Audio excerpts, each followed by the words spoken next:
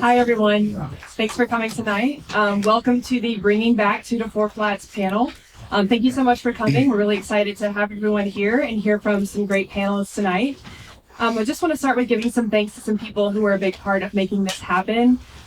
Big thanks to MPC for letting us host here in this space. Huge thanks to Audrey Wanique and for all the coordination that she did with us to get this planned, and also to Debbie Liu for helping with the setup and the breakdown tonight.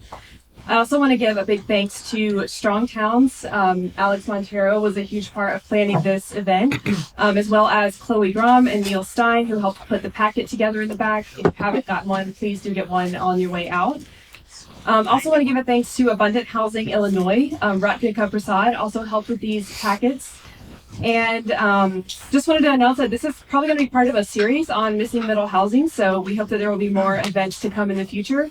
So this is kind of just where we're starting, but we know there's a much larger conversation to be had, and we hope to continue with that conversation. I guess one last thing, I am Mariana Madison. I am with CNU Chicago, part of the programming committee who helped put this event on. Once again, thanks for coming, and I'm going to invite Alex Montero up to finish us off.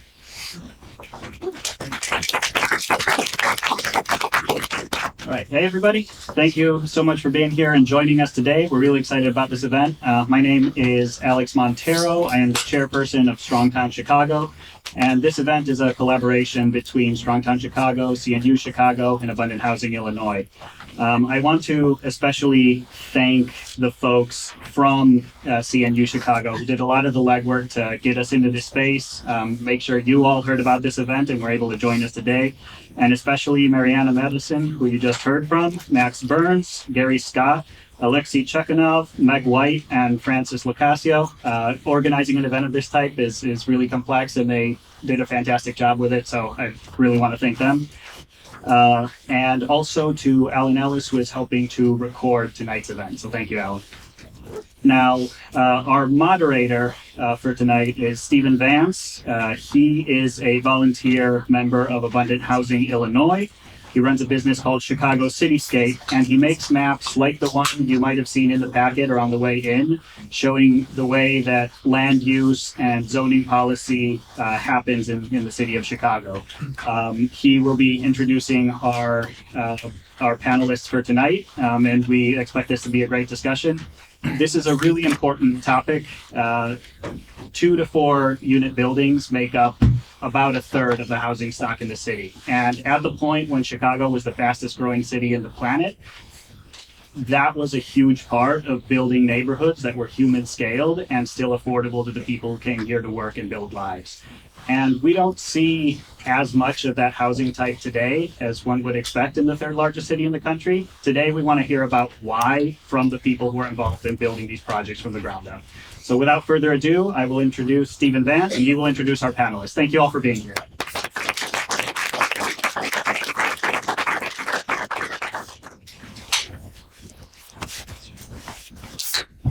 Okay. Good evening. My name is Stephen Vance. I'm going to introduce our 3 panelists, and then I'm going to go immediately into what is a 4 flat or 2 or 3 flat. Our first panelist is Neelam Dwivedi. She is a real estate agent and a small local home builder. She has had a real estate license for 37 years. She founded a development company called NAF Construction in 2018. And she also works with her husband he works as a general contractor, and the two of them have rehabbed or developed over 800 properties in Chicago and some of the suburbs. So some of her latest properties are being developed in the near West Side and East Garfield Park. So if you were to go over to 2655 West Monroe, you would see one of them under construction at the moment. Nick Serra is a small local home builder who founded Gray Street Renovation Lab in 2023 and has completed 15 rehab projects. He was previously a practicing attorney, and he said he disliked it so much that he pivoted to real estate. I didn't dislike real estate. Although there's a lot of law to deal with in real estate as well. And then Catherine Darnset founded Leighton Design, an architecture and urbanism practice, in 2010. I met Catherine in 2015, and since then I think the best way to characterize her practice is its breadth, variety, and how cross-sectional it is. She said that her firm has worked on projects, quote, at the bench, building, and block level. And so I'm always fascinated by Catherine's projects to see like what is next for her. Okay, so what is a 4 flat and why should we be focusing on them? Now, when I say 2 flat, 3 flat, 4 flat tonight, they are synonymous with each other. So I might switch around a little bit. But a flat means a stacked apartment, and the number refers to the number of stacked apartments in a building. However, sometimes people will include the basement in that number, and sometimes they will not. It really doesn't matter. 2 to 4 unit properties are the most likely to have lower rents and family-sized units, according to the Institute of Housing Studies, which is based out of DePaul University. They've been studying 2 to 4 flats, I don't know, for at least a decade. And they have found that Chicago's zoning laws severely strict where they can be built.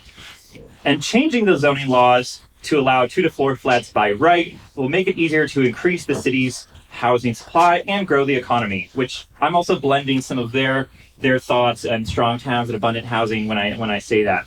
There are approximately 106,000 2 to 4 flats in Chicago, containing 253,000 units, according to the Cook County Assessor's data. Comparatively, there are 290,000 condos, so just to give you a sense of scale. And then with the 1.28 million dwelling units in Chicago, all of the homes that are in 2 to 4 flats comprise 20%. So just imagine that 20% of the families or the households in Chicago live in one of the buildings that you see on the screen. Okay, so I have a pop quiz for our panelists.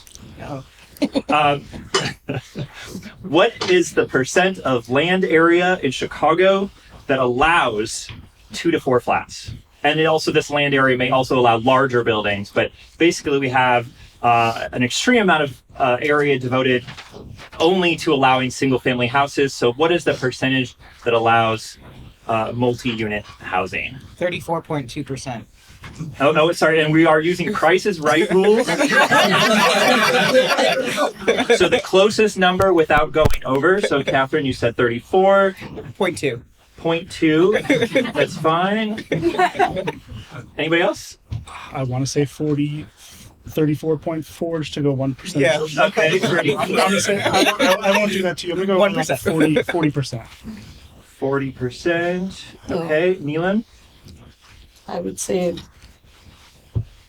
let me go in between them. 39.5%. Okay. 39.5. Okay, so Catherine, you won. I did? See? Oh, good. But the answer is 20.9%. Okay. Percent of the city allows 2 to 4 flats and some larger buildings. So 20% of the city allows 2 to 4 flats, That's and it. 20% of the people in the population of Chicago lives in 2 to 4 flats? Mm-hmm. Okay. Wow. And the map, it's the light purple area that are the areas that allow 2 to 4 flats and larger buildings. Question, Stephen, is the implication of that 80% of the city would only allow single-family home zoning? Not technically 80% because, as the map shows, there are also planned Commercial, developments, industrial areas that are, also taking up space that cannot be used for residential. Okay. The majority of remaining residential is way under density. Yep. Yeah. Okay, so I'm probably going to move to sit over there. Well, we'll see, actually, because we only have 2 microphones, this one and a portable one. I've devised this discussion into 6 rounds. We're going to talk Still about... Price is Right rules. Although we won't have any guest participation until the very end. The first is the relevancy round, why each of you are qualified to talk about 2 to 4 flats. The next one will be the zoning barriers round, which might be my favorite.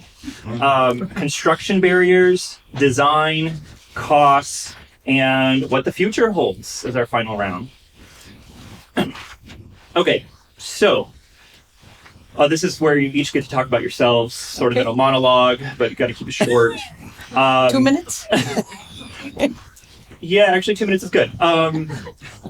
So please tell us about your work and why you are a good person to talk about 2 to 4 flats, and Neelam, we'll start with you. Should I take the microphone? Yes, and then flip it off. Right. Hello? Can everybody hear me? Definitely. My name is Neelam Dwivedi, like he kept on saying. I have been doing rehabs of 2 and 3 units for a long time. In 2018, I started building 3 unit buildings at that point. And I have done like 6 in last 7 years, and we have excavated 2 just last week. And I think we are doing a good job in progressing to build 2 to 4 unit buildings. And we continuously want to do this because there are a few things that I want to say.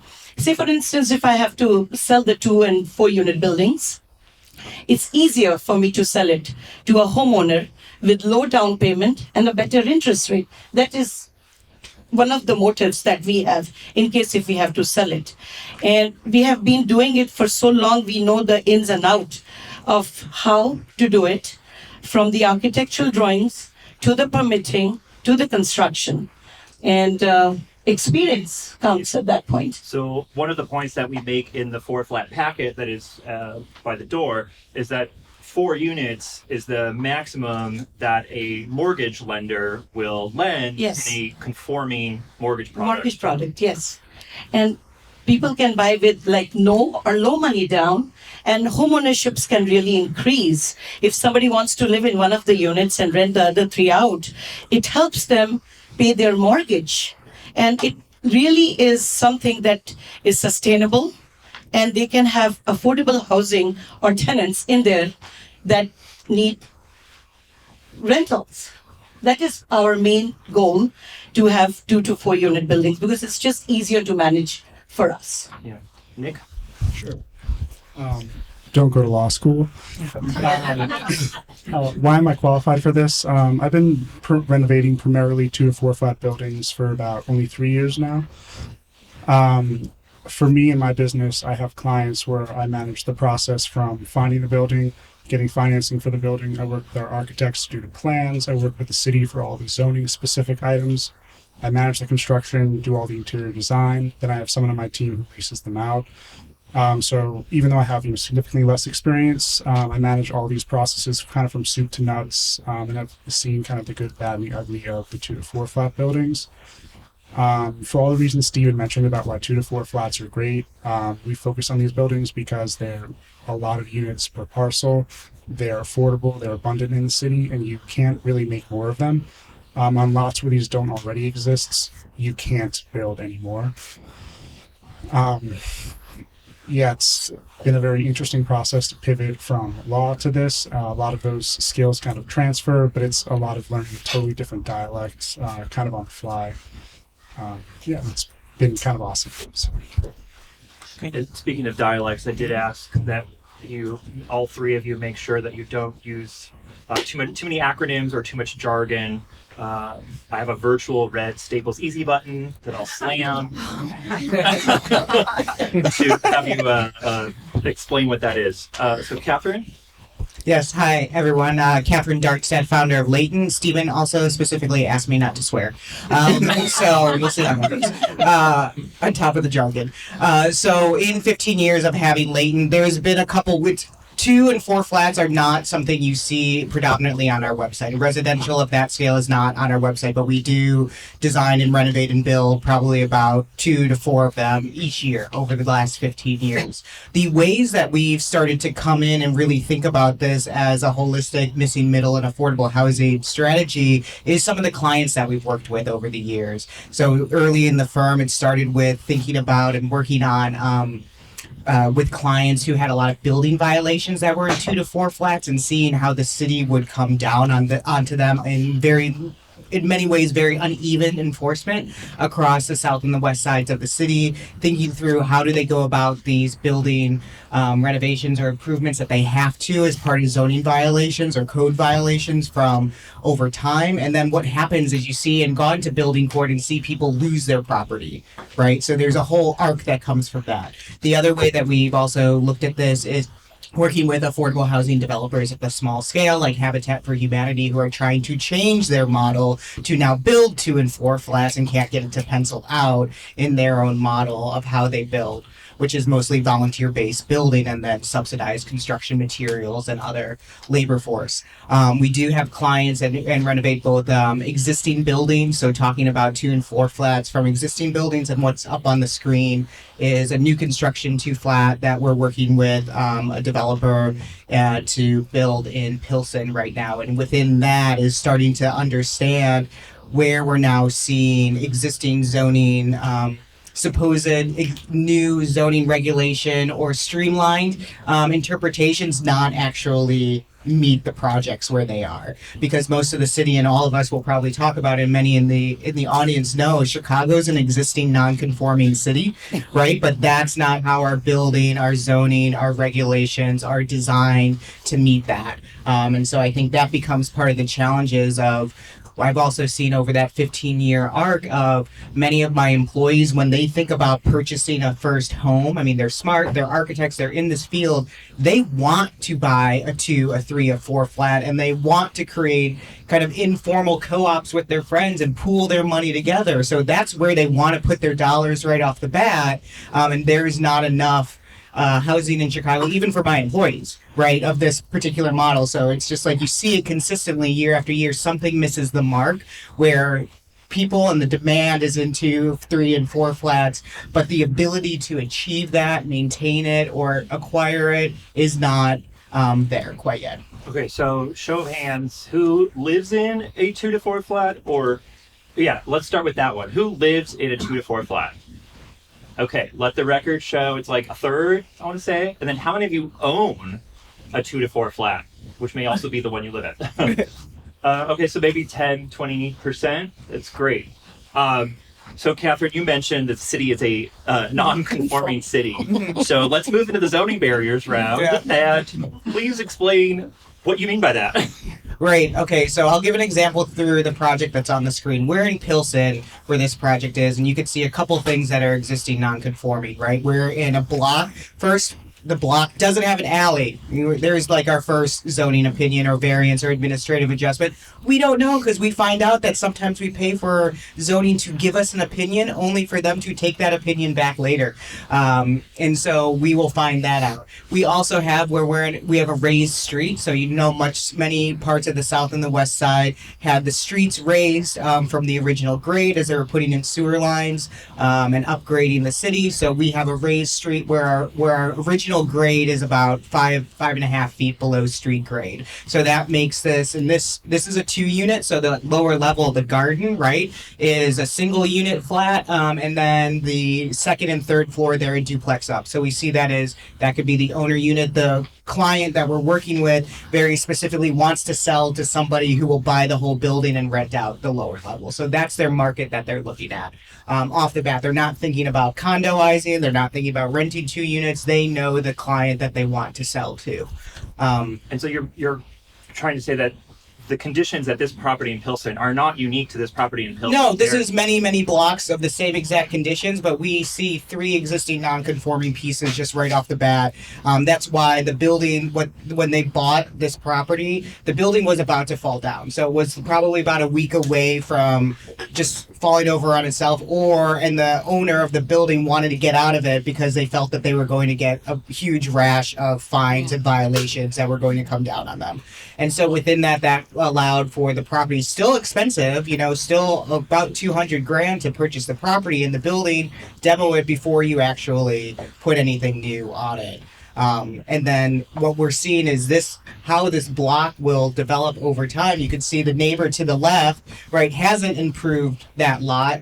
Probably had a primary building on the front where you see a garage now, and then you see the coach house in the back. The building to the right also is probably about one really strong windstorm away from falling over. But within that, you probably have, I think there's 2 families in the coach house, 3 to 4 families in the building on the right, and then 2 families. We had an existing 2 flat there, which was uninhabitable for a couple of years, and we'll put 2 families back in that. And that's what this, probably about 6 blocks around this particular site are all very similar condition. The new construction projects that have been going up have either been large single family homes. So look at this building and imagine it just as a single family, or they've been maybe larger 3 to 4 units, but not a lot of development within the last 5 years around these blocks because of the zoning challenges that come with it. I would agree. And what are we looking at here on the left? That is the sidewalk in the street. And then the one on the right is the rear, and you say there's no alley? No, on the left is the street view, yes, and the right is where we're standing on the neighbor's property, so there's no alley in between that block. I see. Yeah. So where that garage is on the leftmost image, you're saying that probably was a house at some point. Correct. Or house predates the garage. The house probably predates the garage. We can see that from old zoning maps and Google Earth. But I mean, just that condition. Now you have a curb cut, so you have cars driving across your sidewalk to get to their garage right next to your house. So I mean, but that's these blocks. There's many blocks in the city that have no alleys. But how do you kind of work with that? Where's your rear yard setback? How are your utilities getting in? How's your drainage getting off the site? You know, a lot of them are challenges, and you're like, well, forget that. I'll just go to the next site. And yeah, you've just covered the next 3 rounds of design. I mean, okay. Yeah. So I want you and I talk about zoning every other month, and I've visited multiple of your properties while they're being developed. So with this property here, tell me about how you approach a new project and how you look at all those potential variations that Catherine described. How do you look for those? I feel like you're teeing me up to advertise for your website. But the first thing we do is we go to chicagocityscape.com. I actually do for all my projects. And for parcels, I know the general zoning rules. This parcel's in Andersonville in the Lakewood Balmoral pocket. This is RS3 zoning, which is very, very, very restrictive on this parcel. If we were to build new construction, all we could do would be a single family home. However, this parcel was a existing 2-4 flat. Here we had to look at the parcel and kind of analyze all the non-conformities, and we wanted to add a coach house here. Adding a coach house can be difficult and controversial, even though you're technically allowed to under the rules. The neighbors threw up a big stink every time I went to the parcel. Multiple people would come and talk to me about what are we doing, who am I, why are we adding units here. So it's beyond just the actual zoning intricacies and understanding the zoning rules, what you can and can't do. Adding square footage, adding ADUs can be very, very difficult in practice, depending on the existing nonconformities of the parcel. Did I answer your question, or am I rambling? I just keep going, actually. There's probably a bunch more. Like, you and I have worked on establishing the legal number of units that currently are in the building. Oh, yeah. This one was very controversial. This one, there's multiple sources of where the city says how many units are within a building. Some sources say 2, some sources say 3. They all reference back to the Sanborn fire map from 1930 something to determine how many people are there. And it's not black and white. So for this one, the existing building had 3 units in it. The buildings, from visual inspection, were fire damaged, so I couldn't tell. But there were fixtures for bathrooms, kitchens. The upstairs were old, 50, 60, 70 years old. So based on the city inspector's site, which said there was 3 units, the owners, what they agreed to in the purchase and sale agreement that there were 3 units, we believe there to be 3 units here. We submit our zoning certificate, 2 units. And they always provide information as to how they got this answer. It was blank. What? No number, the name is illegible. Who do we call? Who do we go to for recourse? We're supposed to appeal. What we always do is we just file it again and hope we get someone else. And that's what happened here. We got someone else. They said it was a 3 unit. How they got to this information was very interesting. They also provided no supporting data, didn't cite anything. So in situations where it's cut and dry, sometimes we know it's 2, and I'm not gonna lie to you, we still ask for 3. We get it about half the time. Our whole objective is adding units, adding square footage any way possible. And it can be a game of cat and mouse, I'm gonna be honest with you. And here, thankfully, we were able to get to a 3-unit zoning certificate. Why that's important is because this lot would only support 1 unit with a new construction. So we turned this building that was fire damaged into, it's still under construction right now. We're maybe about 2 months away. The owners think 1 month, but we're about 2 months away. So this is going to be 3 units within the principal building, as well as a coach house in the rear. And this is a little bit off topic, but I think it's interesting for the room here. In this pocket, it's all single family homes. Everyone wants a single family home here.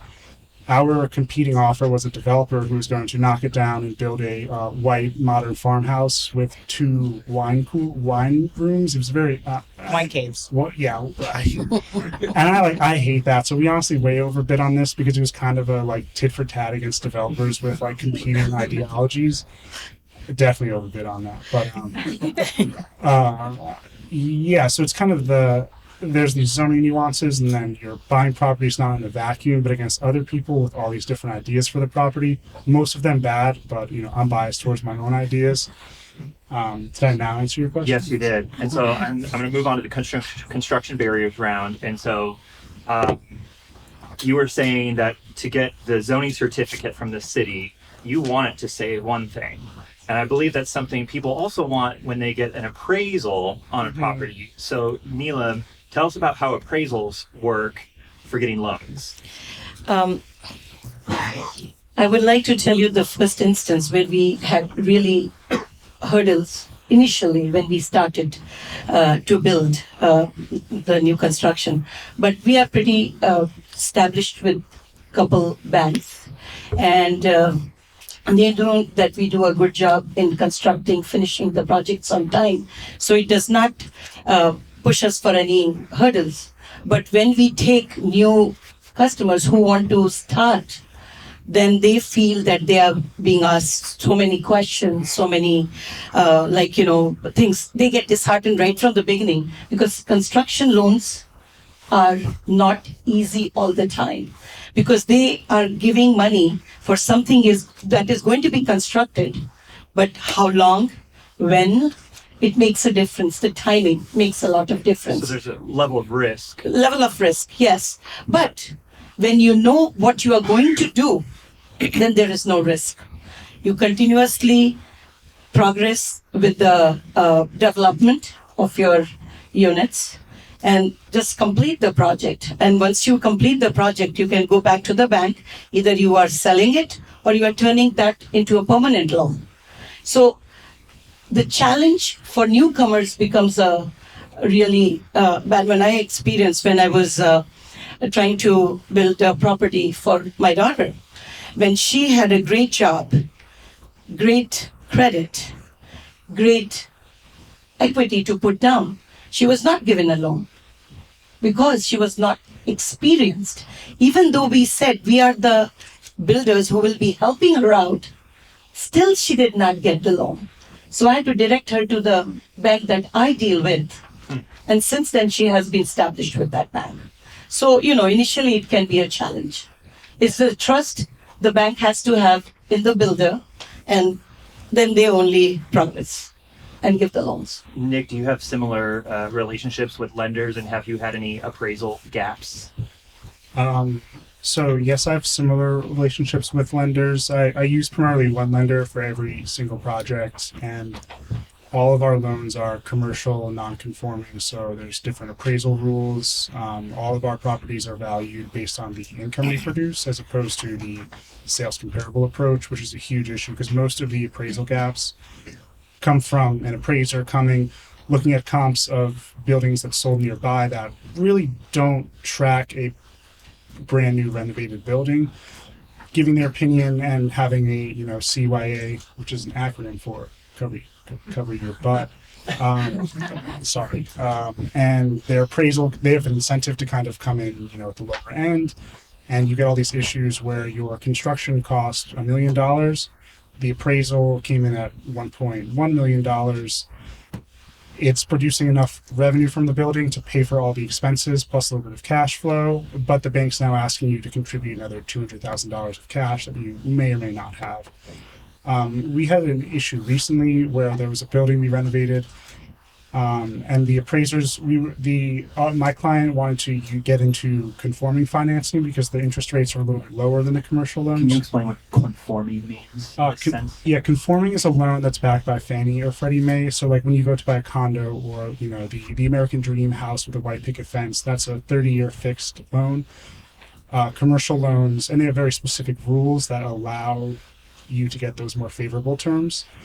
Commercial loans have more lenient rules, but have more onerous terms. They're generally 10 years. And this client wanted to get into a 30-year fixed loan. And we went to multiple banks, our bank, and I think 3 others. And the appraisals range from 1.2 million to 1.9 million for, you know, no rationale. And for all the appraisers said, here are the comps I think work, here's our rents from the building. I did the exact same thing with all of them. I left every meeting thinking they would go great, and then the values were just all over the place with no justification. And then the follow-up process takes weeks of going at multiple layers, and it can be a total crapshoot. And I have the benefit of knowing 10 banks and knowing people who've dealt with the banks, so they can call them for me. I can be introduced to them as someone who's experienced as opposed to someone walking in the door for the first time. But yeah, if it's your first time doing it, you're trying to establish a relationship, I don't really know. That's all I have to say. Like yeah. Okay, I'm moving on to the design round. Catherine, your turn. We're never over budget. My question is, That's a lie. my question is, how do you approach designing a small house? I mean, the approach to designing a small house with a lot of honesty. All of our projects have a lot of honesty, but when we're working at the 2, the 3, the 4 flat level, we're often working with someone who might be their first project or foray into development. Everyone's incredibly smart, but there's conversations that we might be having for the very first time versus some of our other larger affordable housing projects where it's the 10th time someone's had that conversation. One of the things that with this project, it's interesting. So you have a private citizen. His wife happens to be a broker, and so she has a very specific. That's the part of the development team for this, and then there's a contractor a part of it. So it's a 3-pronged development team for their first time developing all together.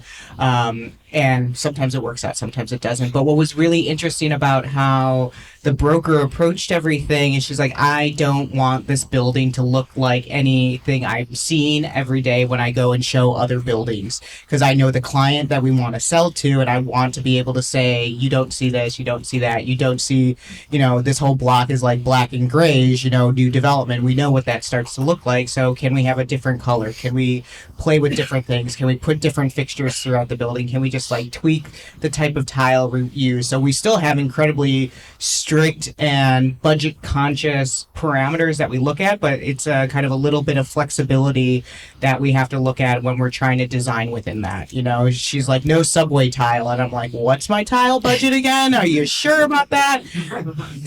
Can we pick up discounts? You know, so it's little nuances of that, because she's already thinking about how she wants to sell it to somebody and who the client that they're going to move towards. And then they're also thinking about then, because they're selling a 2-unit building, right? So they have to sell somebody on, you own a 2-unit building now, you have a great owner's unit, and now you have a really attractive rental unit, 2-bed, 2-bath that you're going to get a long-term tenant in. Because that's what she's looking at as well, is like, what are the amenities for this 2-bed, 2-bath at the garden unit, so that somebody will want to live there and rent for 2, 5, maybe even longer.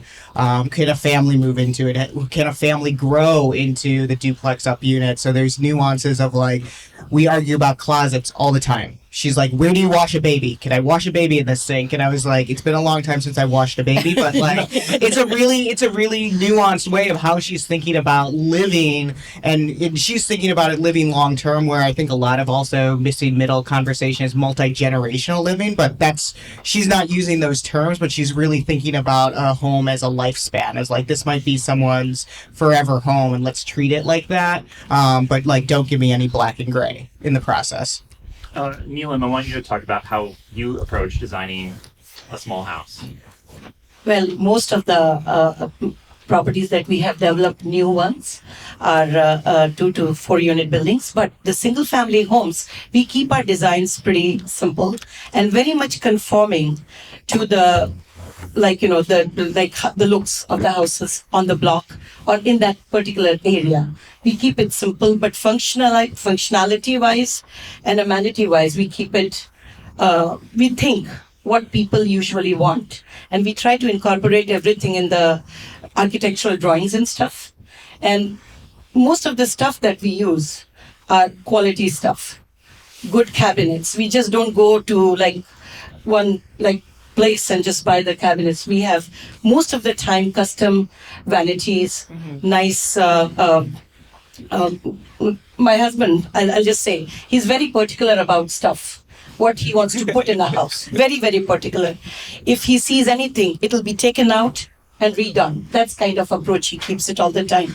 So he always tries to have quality cabinets because he does not want to be called, because most of our properties are rentals. He does not want to be called later, say, this broke, that broke. He just wants to think about long term and keeps everything good quality so that he's not called all the time to come back and redo things. And have any of your buildings gone all electric? We are building 2 buildings all electric now. The 2 that we have excavated are all electric buildings. This is little more expensive for us, but we are trying. But I don't know if we'll continue to do all electric in future. It'll be a combination. But 2 that we are building right now are all electric buildings. Catherine, something you had mentioned to me before is constructability and challenging prices. Can you talk about that? Sure. Sorry, not a price that's challenging, but you challenging the price that the contractor is giving you. Yeah, I mean, all of us do that. I'm sure, and everyone in the audience of, when you get a preliminary bid and you're like, oh, this thing costs $10,000, and then you take it away and they're like, well, we're going to take away 5,000 of that. You're like, wait, the math isn't mathing, right? So, I mean, it starts very simple, but as we go through it is challenging where the prices are coming from, because sometimes we have... you have to be a good advocate in this process, especially when you're working with clients who it might be their first development or their second, even of scale. Like there's a lot of questions that we ask every project every day of how are you getting the pricing for this? Can you do open book? Right. And that just even asking and having the client ask their contractors to kind of do open book, multiple bid for subcontractors, that'll weed out half of them. Right? Because a lot of contractors don't want to do that. It's a little bit longer of a process. They like their team, but it's not necessarily that they're concealing information. Maybe they are, but it also speaks to a level of communication that they might have, an openness to be flexible on prices or see alternates that are part of it. With this project, I mean, the contractor that we're working with, built everything out of hardy board. Like, hardy board is the greatest thing to this contractor on the face of the planet. What is hardy board? Hardy board is a cement board, and you could get it in different ways. You could get it like a little siding panel, and it could be smooth, or it could have a fake wood pattern on it. You could get it in a panel. You have it. It's a pressed cement board. You see it all over the city. Benefits of it: it goes up fast. It's lightweight. You could paint it. It's relatively inexpensive. Doesn't mold. That's a big selling point because it's pressed cement board. Downside, it's really fragile, actually. So for buildings that are close to lot lines, or you have rough and tumble, like you have a kid and they run their bike into it, that corner of that panel is gone because it just got cracked off, and it's gone forever. Like, you're not gluing it back in. It's not coming back. Sorry. So those are things. He thinks it's great. I hate it. And so one of the things where his challenges, I was like, from both our side as aesthetics and then also from the other members of the development team, they wanted to set themselves apart. And they're like, he's like, I love hardy board. It's easy to work with. I could get it anywhere. And they're like, I hate hardy board. I want it to be different. So then it's like, okay, can you get me an exterior siding package and roof and all these things for like under 20 grand? Right? And you're like, maybe, and so we did. And so we found that, and that's the ability to communicate and work through pricing. We had to source somebody that we haven't worked with before in the Midwest. It's a woman-owned business in Indiana. Buy all your metal siding from this woman because she gives good prices. She normally does barns. And so we're like, can you ship 38-foot tall panels to Chicago? And she's like, what color? And I was like, great, I love you. it is purple, but we tell the client it's maroon because they don't want a purple building. But work with me here. So those are the ways that's one example of how we get into the weeds of that, and that is not our job at all. I know that's not your job. I know that's not your job either, Nick. But it's like when you think about a quality building and you think about the costs that are associated with it, that's constantly going to fluctuate. We all have stories of what that looked like during COVID, where a $7,000-8,000 framing lumber package went up to $30,000. Like, how are you making that building? Where is that? People had GoFundMe's and fundraisers for some of our clients who are nonprofit developers, because how are they going to, bridge the gap of a 4 times cost for just one component of their building, and they saw that across the boards. I do want to talk about another cost increase, which is tariffs. The United States gets a lot of lumber from Canada. Yeah. And the new president is or isn't, I'm not really sure, applying tariffs to Canadian lumber, but lumber and also other products. So how is that affecting your projects right now? So any of you, is it affecting? I said I wouldn't swear, so I'll hand this over to someone else to answer anything about that. Sure. I think, to your whether they're on or whether they're not, when they were first announced, I emailed my general contractor, in part to troll him a little bit for his own decisions. Our price is going up by 25% now because the majority of our products come from, not domestically produced. He immediately emailed the Home Depot rep, and then he asked about 3 products. It was like OSB boards, that's like, plywood board, lumber, and one other thing I forget. And his response was that all 3 are now 25% more. All 3 of them are sourced from Canada, and that was before tariffs were even applied.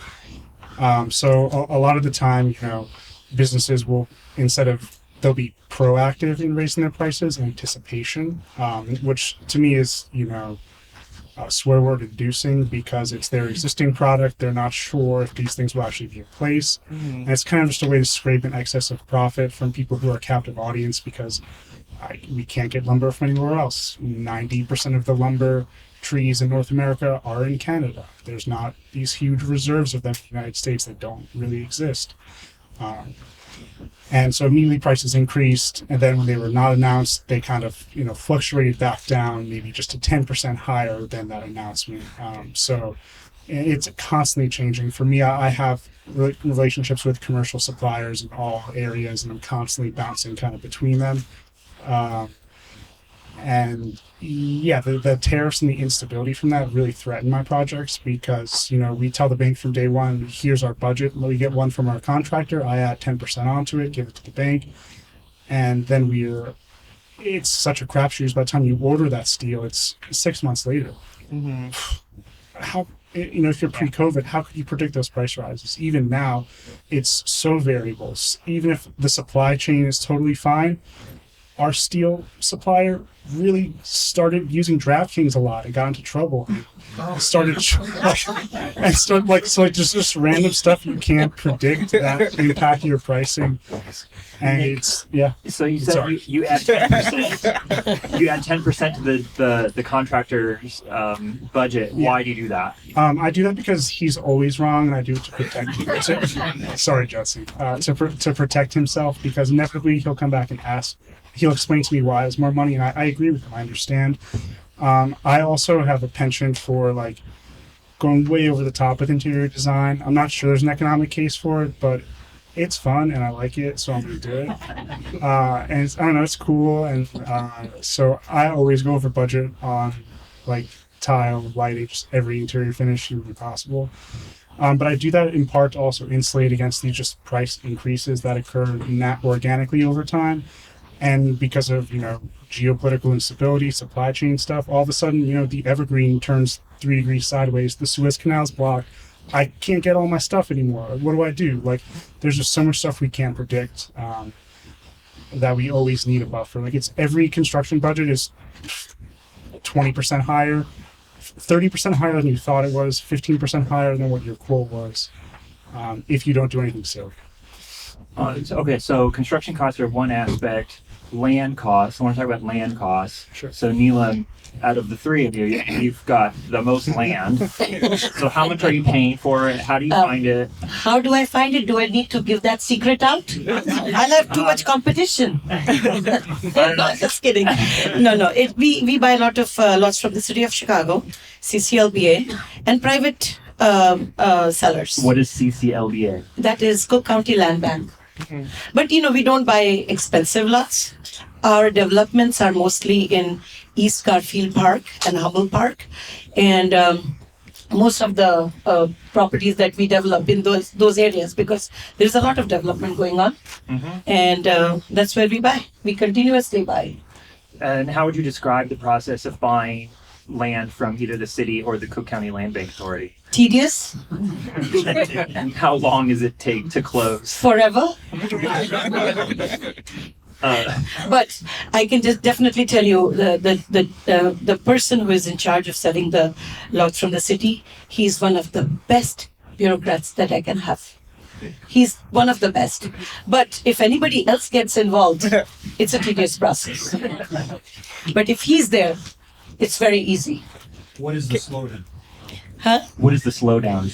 That's something I can't answer on the other side because I don't work there.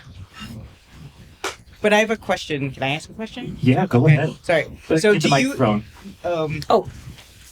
do you have a preferred timeline from when you acquire a lot to when you want it developed and finished by? Does it change? You It all never hold depends. anything longer than 5 years? Like most of the developments that we are doing at present are we want to keep them, and we'll just sell a few out. But most of the projects that we have now, it's like one sell, one keep, one sell, one keep, that kind of project that we are doing at the moment. And the timeline, when you said, it all depends on the liquidity of the finances and the time that we are doing. Like most of it we do with our equity and our construction loans. We don't get no subsidy from anywhere. So, it all depends. If we sell something, if we sell one, we build two. Like that. We just reinvest our money. That's what we do. And we don't have any timeline. It all depends, again, when we acquire it and how soon we want to be busy again. And I want to keep my husband busy all the time. Okay, so we're going to get into our final round, and I'm calling it What the Future Holds. So acquiring city-owned land is pretty common, I would say, for small local home builders who are going to be building 1, 2, 3, 4 units. And recently there was a program called Missing Middle in North Lawndale that the city of Chicago is working through right now. They announced the winners, like 3 weeks ago. And the idea behind that is to bundle lots, sell the bundle of lots to a single developer.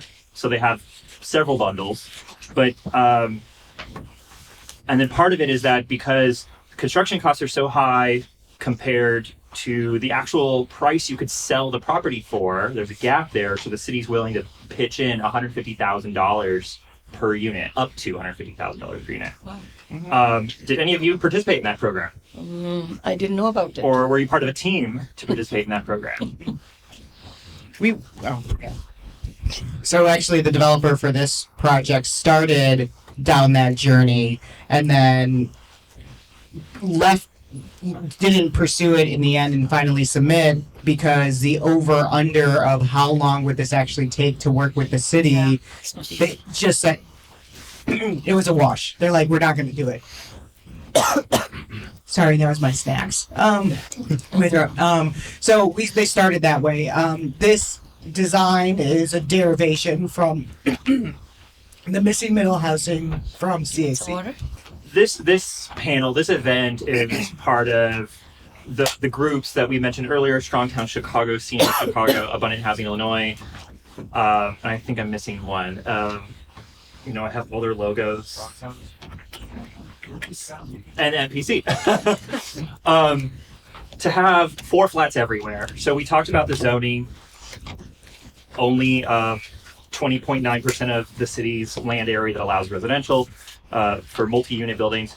So let's say that we win this campaign. What does that mean for the outlook?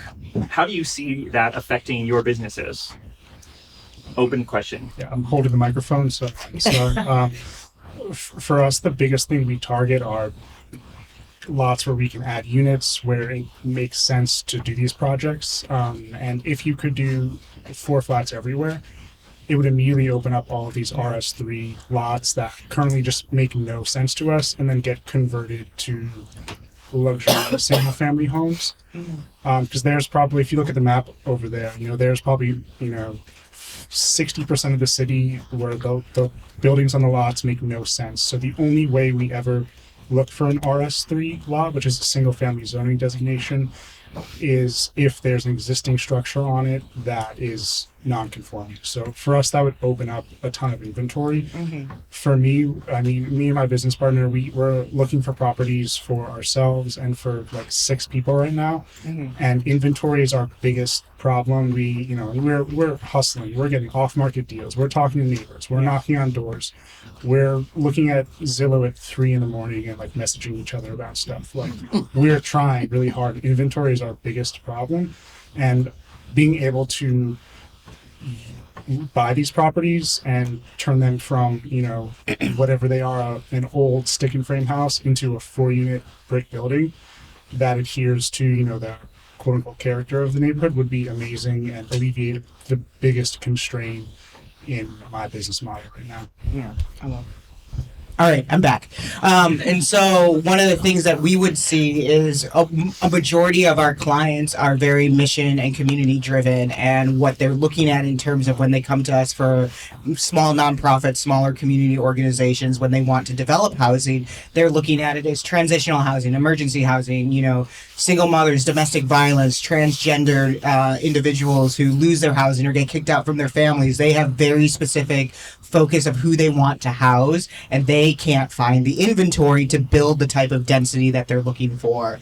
And so they start on that journey, and they might go to the Cook County Land Bank, and they're not ready for the 18 months that might take, or they reach out to the Chicago Community Loan Fund and to help with loans, right? Because they're not an attractive model to give a traditional loan to. They're also not ready for the 12 to 18 months that takes. So you're seeing time because they have to go through multiple barriers and multiple processes, either to acquire land that has a density that they could build on, or acquire a loan package that they could build with and use their available equity. Because if there was more inventory, then more of these projects could ultimately get built. They have enough with that type of housing of zoning barriers of trying to put, transitional co-housing, group housing, all these different housing models into Chicago. They have enough from zoning barriers just to try and get the use approved. Then they have like a very limited inventory that then they're competing against a full market of everyone else who wants that same type of land and that zoning type off the bat.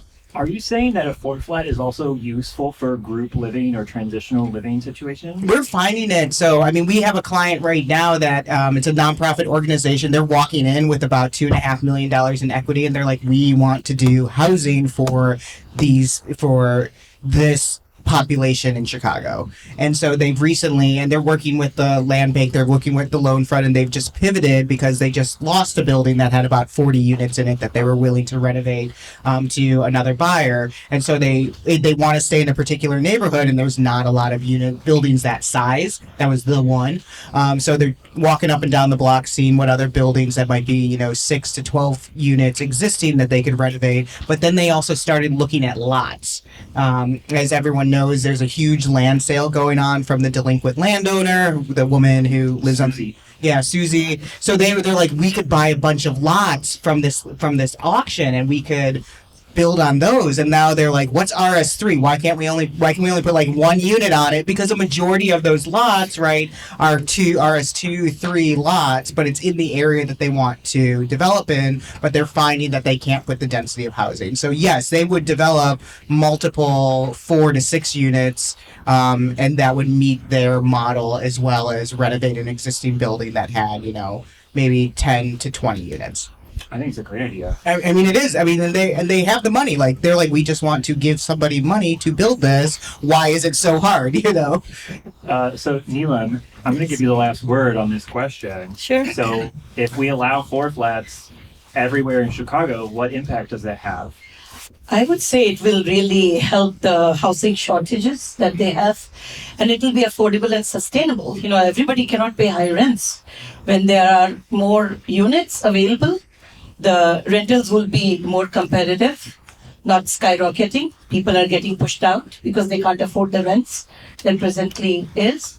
So if they have more units coming, it would just help majority of the people. You're saying the housing supply brings rents Yes. down? I would say so. Did you make a sticker for that? Yes, yes, it will bring it down. It'll be more competition Yeah, to get good tenants. that is the perfect way to end this round. So we will do a Q&A, but let's just pause there and applaud our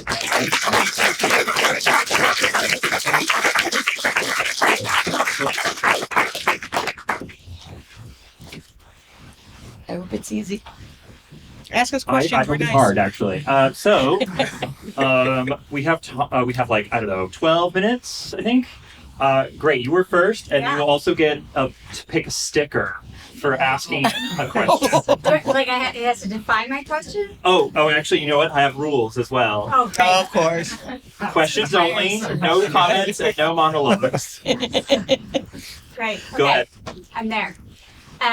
As practitioners, right? Thinking about the market and design side, what would you say is your biggest piece of advice for the communications around this? Steve, you mentioned like this is a communications fight. And what is the strategy behind a city or a neighborhood advocating for this type of development? What has worked and what has not? Go through with density just now. Yeah. Yeah, I guess I've done a rezoning and I don't know what works. What worked for me was that there was 2 developers at my rezoning hearing and the other one was proposing something that was much bigger than mine. And This is better. No. and I honestly thought they were going to dismember him at the event. It was the most insane thing I've seen in real life, the vitriol thrown at that other individual. I don't really know how to answer your question in terms of design from a community perspective, because everyone has their own opinions, and I'll often ask my mom, "What do you think about this tile?" Sometimes I do that to know what not to pick. Offense, mom, but everyone has their own opinions about stuff, and it could be that I lack the experience. I've only done that process twice. But it seems to be no rhyme or reason, and it's just capricious as to who your neighbor is. If your neighbor is friends with the alderman staffer and really doesn't want this building for whatever arbitrary reason that they hold deeply, it may not happen. And then I've seen buildings that are horrendous, just gaudy, awful, offensive, get totally pushed through and passed. So it could be my lack of experience that I don't understand the machinations behind the scenes, but it seems to be semi-arbitrary based on where the building is, who you know, who complains about it. I want to give a plug for attending zoning committee meetings. Yes. So raise your hand if you've attended one and given a verbal comment. Thank you. It is a great way to get insight on the answer to that question, if there is an answer, and also to understand how your own alderperson reacts to certain proposals for housing. Okay, next question. Lionel. Okay. I have a question, and it might be that no one knows, in which case I have a other question you could go to. Yeah, they're simple. The first question is kind of well, where we're here because we're interested in a campaign to reform the zoning code to allow 2 to 4 flats by right throughout the city. Where are we? What's the nose count? What's going on? How's it going? If you're kind of we're developers, we're not following through all that closely, that's fine. But my other question then would be what are, you talk about existing non-conforming structures being harder to work with. What are RT versus RS level changes to this system that could make things easier? Hey, can we just get could this type of variance be easier or something like that? I don't know what it is. Yeah, answer that question, and I'll answer his first question. I can answer the second one. Yeah.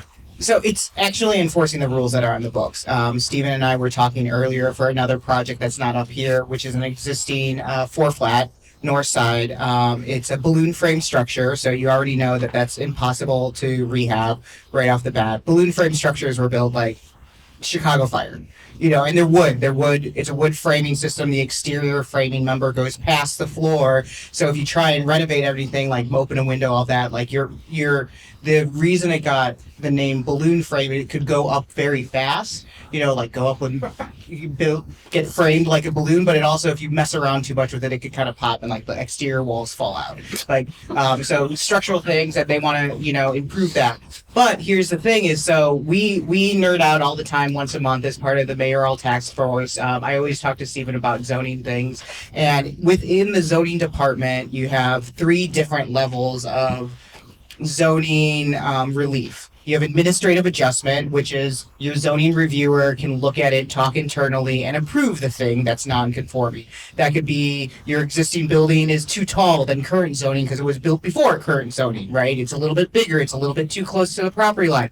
That's the existing non-conforming just stuff of how our buildings exist, because many buildings existed before someone overlaid a zoning map grid onto them, and so that's where sometimes some of the non-conforming things come from. So administrative adjustments, internal variance. Now I have to go to the zoning board of appeals. I have to pay a bigger fee. All these different things. It takes longer. So now I went from something that might be a month of review to 3 to 4 months, and then you have the zoning change, all of these things. It gets more complex.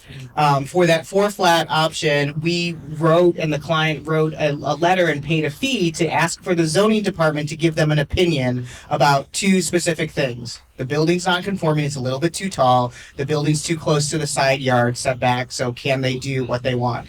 Zoning opinion letter. They paid them money to give them an official opinion back. It's in the title. They said, we'll allow it under an administrative adjustment. Client said, great, because I'm holding on to a property that I want to renovate. I want to live in one of these units, and I want to rent out the other 4. I want to put my family in it. I can't hold on to this property for a long time because time is money. So they go forward with their project. They feel really comfortable. We go into review. Zoning comes back and said, did we say 2 administrative adjustments? We meant you get 3 variances for the same thing. So now, not only would those administrative adjustments be allowed, the zoning department, when I say enforcing, they changed the rules that you could go up to 4 administrative adjustments, internal review. They just threw all of that out. They threw their own opinion out, right? And said, no, now you have to get 3 variances for the same thing that we just said you could do administrative adjustments for. So a timeline that they were already planning for now went easily to 4 more months. Of them having to now hold on to a property that they wanted to renovate, and they're having their second child casually, like while this is all happening, and they want to live in a house, right? So those are things where I say enforcing what's on the books consistently. I think we could all agree on the consistently part. That would be helpful, because even with our protests of saying you gave us an official opinion and you're going against that, how do we plan for that? How does any developer plan for that? That's something you just can't. And I think that's where it's a huge barrier. Like, how to roll with it. You have, equity and experience. You now plan for something to go left field, but, they were planning up to a certain point for things to go left field, but not all of a sudden to add 4 months easily to a timeline. And this is a very diligent client where when zoning said it's a variance, they turned around all the paperwork in 72 hours. Like, that's unheard of for a client too, and for the homeowner to even understand all of that and to take 1 weekend and turn it all back around. And they're still 4 months out. So there's a great example of that happening to a city council person actually last month. So there's a city council person who owns a 2 flat. It's in an RS3 zoning district, which has a height limit of 30 feet. Mm-hmm. And this 2 flat predates the zoning code and map. And they wanted to build a dormer, which is a small extension of an attic to add a window and like maybe 100 square feet of living area. So they needed to get a variation to allow the 2 extra feet of height that their property exceeds. And it's like, if we had 4 flats everywhere, they would not have to go through this, but they are going through the same process that anybody else would have to go through in this situation. Mm-hmm. So to answer your question about the status of 4 flats everywhere, so Abundant Housing Illinois and Strongtown Chicago are starting to meet with alderpersons in small groups of volunteers with 1 alderperson to discuss the interest of that older person to sponsor legislation. But there is no legislation on the table. There are multiple ways to achieve 4 flats everywhere. One of the simplest would be, well, actually, sorry, there is no simplicity here. Conceptually, there is simplicity, and it would be to rezone the entire city's map to RT4. But that means there's a lot of issues with that, and there are other strategies, but that is the update. I'm going to get at least 2 more questions in. Chloe. How do parking mandates affect your businesses? Well, can one of you explain what a parking mandate is, or you want me to do it? Yeah, you can fact check me in real time. So a parking mandate is for various different zoning designations. There are required parking minimums. So for example, RT4 is great. We have a couple lots where we're doing 6-unit buildings on RT4. However, we only have 3 parking spots, which means even though we technically can do it by the lot size, we're limited to how many units we can do by how many parking spots that we have. Yeah. And sorry, what was your specific question? I apologize. How do parking mandates affect your business? It really just limits the amount of units we can do. For me, for all my buildings, well, we have parking spots available. I'd say probably 75% of our spots are filled.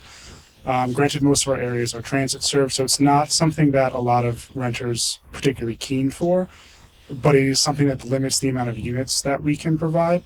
There are the transit served properties, which are if you are in zoning designation within a half mile of a train stop, quarter mile of a bus stop, you can reduce your parking requirement by 50%. We specifically target those parcels where we can do that because we can, without that, it would have been a 4-unit building. Now it's an 8-unit building.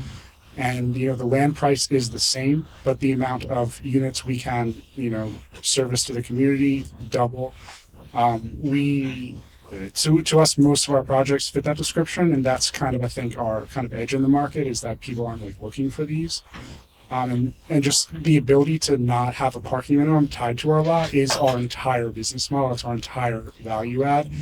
I shouldn't say entirely, but if we could have no parking requirements, we would immensely increase the amount of units we could serve. It would, change Chicago back to the pre-1957 downzoning of everything to, the actual character of Chicago, in my opinion, not a, single-family home suburb. So you're saying if we had no parking mandates, we could have more housing units, and then prices would go down? What prices do you mean? The cost of housing. It's if you look at every single study on rental pricing, they all come to the exact same conclusion that the more housing you provide, prices go down.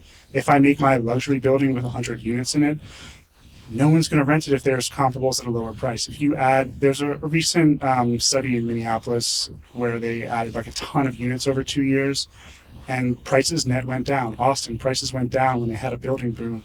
The only people who seem to disagree with this show up at community meetings or are on Reddit. It's a simple supply and demand. Yeah. Okay, so we have one more question, David. Also, thanks for bringing your child. This one's supposed to be a family-friendly event, and I think we achieved that. First question is, could you describe as candidly as you want your nature of your equity? Is it your own that you're rolling into each project? Is it family and friends? Is it outside investors? Second question is probably more for you is, what is it with there seeming to be no circular bay windows being built anymore? Third question, I don't know what the term is, but encroachments on front setback. Yeah. Oh, and then third question, real quick, is any of you worried in any material way about workforce shortage? The last part I did not hear. I'm sorry. Workforce shortages because of ICE coming in or no tradespeople in general. Till now, we are lucky. No shortages. All the contractors that we have used for years are still working, and we do not have that problem. And when I was asked, when do you plan to build new ones? When we get the liquidity of the equity, then only we try to start the next ones. We sell one, we build two, like that. We just continue to do like that. That's our way of continuously keeping busy, and like I'm a real estate broker also, so I have to get my own listings like a production line. I need my listings to be in the market all the time. So equity, source of cash or funding, workforce shortage. Sure, like a ton of leverage, like a lot of leverage. I'd say probably half of our equity exists only from the bank's perspective based on the rents and would not be there on an open market. All of our financer, we do the like buy, renovate, refinance. I forget what all the R's stand for, but it's like burn. And that entire model banks on leverage, pulling out all of the money you have in order to do another project. So very interest rate sensitive. In terms of labor shortage, I mean, the ICE situation aside, the amount of people going to the trades is super thin. Like, I haven't seen like everyone is from somewhere else in these job sites. Like, there's it's a lot of immigrants, people from other places. Except for the general contractor, I have not seen like a person whose family has been in the United States for 100 years on a job site, except for when I like bring my friend to walk through the job site. So I have no idea of what their immigration status is. But these are like primarily like hardworking immigrant people. If you Google it, the trades we are struggling for all types of labor. Like, I wanted to be an accountant when I was 15. I don't know why, but like I didn't know anyone who wanted to be a welder, who wanted to be a framer, and that shows in who's working on these job sites and how competitive it is for that work.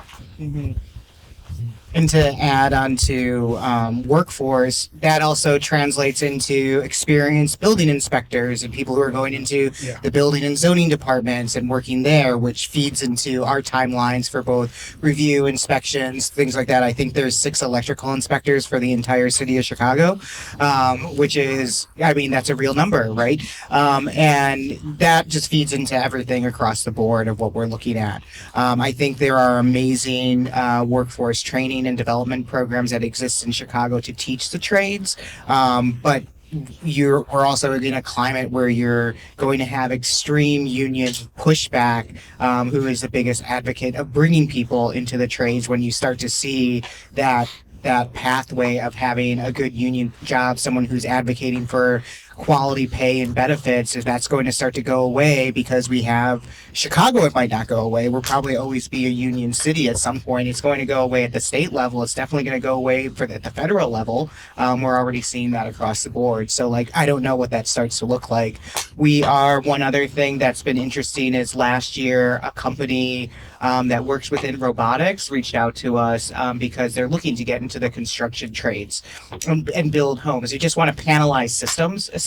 So they want to be able to have a robot that's essentially a cousin of an automotive robot that puts together cars, just frame panels and frame your building and ship it out to the site, and then someone puts that up, right?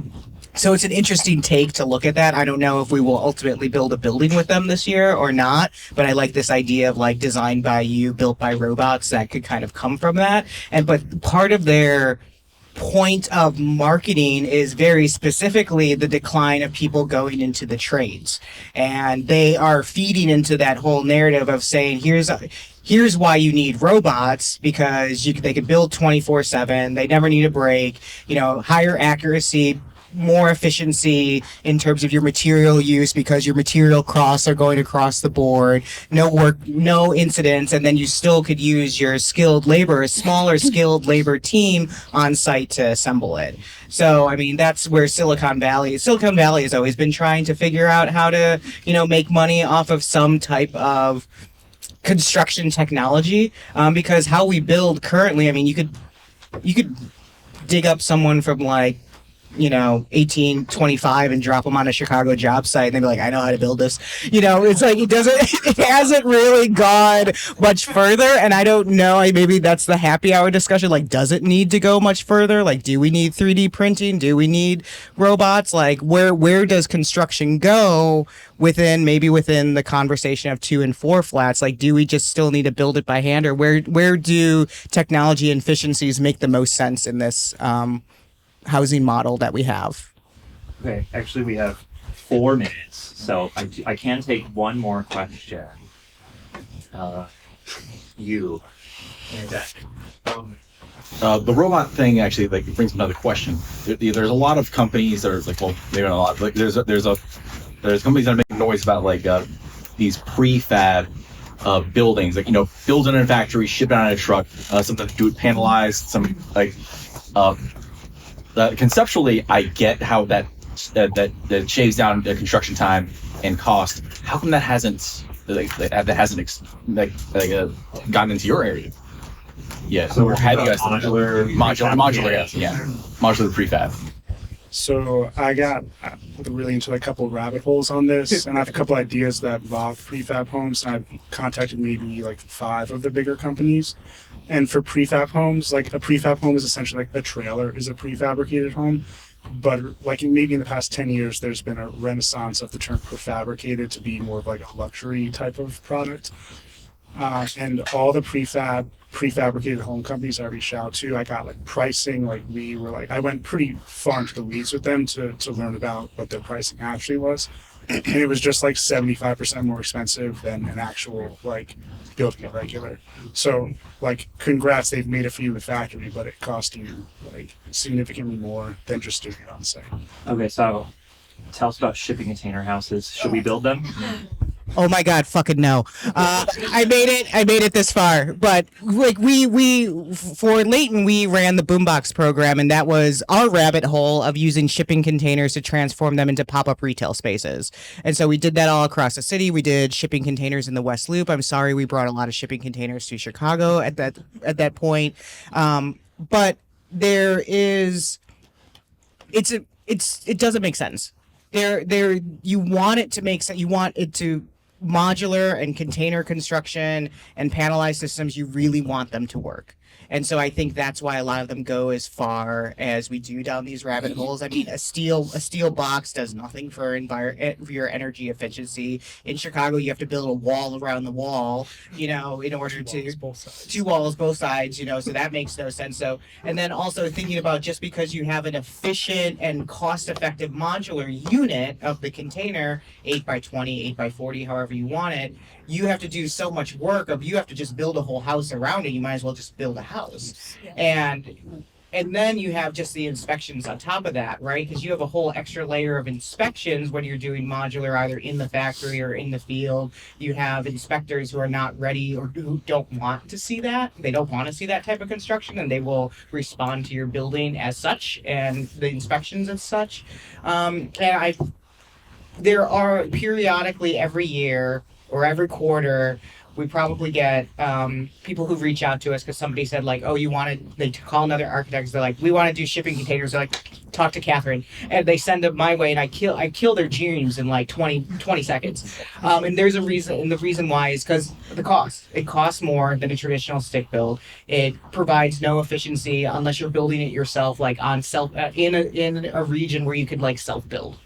Then it makes a lot of sense. If you have a lot of area, you have some land, you can self-build, then you realize all the cost savings. You try and do shipping container construction at scale in Chicago for residential, you're not going to realize any cost savings. It's going to take longer than, because you can't self-cert it because it's a shipping container. So what is self-cert? Self-certified process is an expedited review process from the building department to review. The building department allows pre-approved self-certified architects who went to a 3-day training course and did not fall asleep in that entire 3 days to essentially pre-review and certify that they built and designed to the City of Chicago building standards. There is no expedited review process for a zoning department, so self-certified is only for the building department review, not for the zoning department review.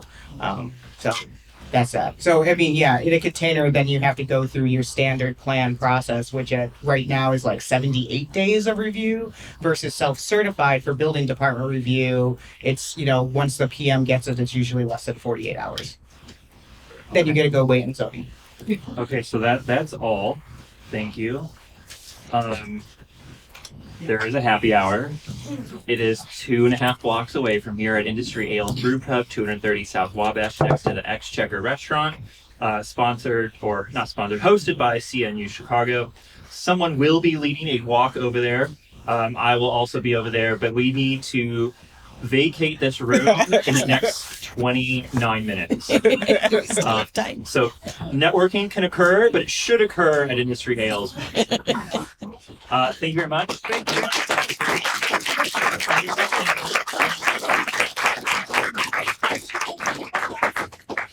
It's really nice And if meeting you ask a you. You are question, so come get your I would love to laugh with you.